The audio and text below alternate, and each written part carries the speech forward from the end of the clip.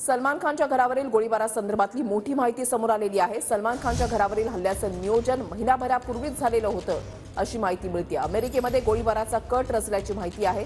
अनमोल बिश्नोईनं फायरिंगची जबाबदारी रोहित गोदाराकडे सोपवलेली होती। गोळीबाराची जबाबदारी घेणारा फेसबुक पोस्टचा आयपी ॲड्रेस हा कॅनडामधला आहे। अनमोल बिश्नोई नावाच्या अकाउंटवरून ही जबाबदारी स्वीकारण्यात आलेली होती। फेसबुक पोस्ट करण्यासाठी व्हीपीएनचा वापर झाल्याचा संशय आहे। पोलिसांकडून अकाउंटची माहिती काढण्याचा प्रयत्न सध्या सुरू आहे।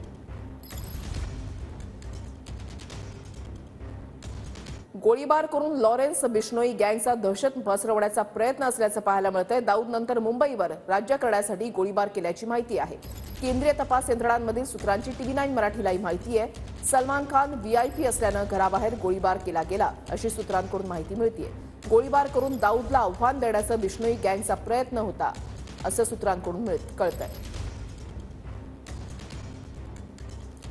कृष्णा सोनरवाडकर आमचे प्रतिनिधी आमच्या सोबत आहेत। कृष्णा, एकीकडे आपण पाहतोय की सलमान खान याच्या घराच्या बाहेर जो गोळीबार झाला तपासानं तर वेग धरलेलाच आहे, मात्र त्यासोबतच दाऊद कनेक्शन सुद्धा समोर येत आहे।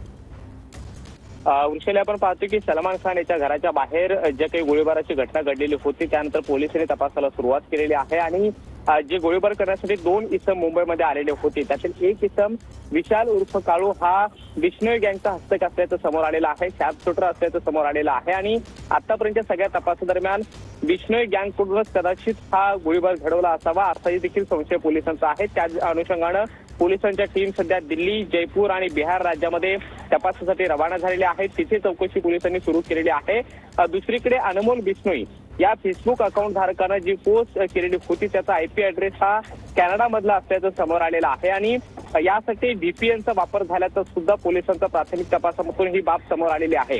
व्हीपीएन ही एक अशी यंत्रणा आहे ज्याचा आयपी ॲड्रेस हा वेगवेगळ्या ठिकाणाचा दाखवला जाऊ शकतो किंवा कुठल्या एखाद्या ठिकाणून दुसऱ्या राज्यातला किंवा दुसऱ्या देशाबाहेरचं सुद्धा लोकेशन जे आहे ते पोस्ट दाखवलं जाऊ शकतं आणि यासाठी व्हीपीएनचा वापर झाल्याचं दाखवण्यात आलेलं आहे। मात्र जी पोस्ट करण्यात आलेली होती त्यामध्ये प्रामुख्याने दाऊद।